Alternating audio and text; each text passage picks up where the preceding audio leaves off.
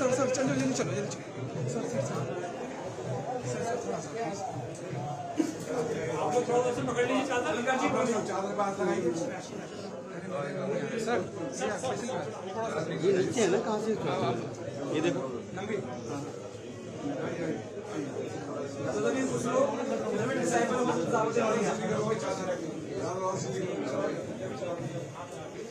आप लोग वैसे पकड़ लीजिए भाई थोड़ा। अरे भाई पीछे हो जाओ थोड़ा, नीचे नीचे नीचे साहब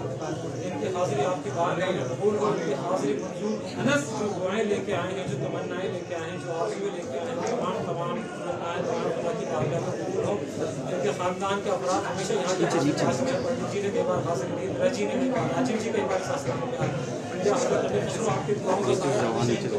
का है। हिंदुस्तान की खिदमत का जज्बा जो इनके अंदर है हमेशा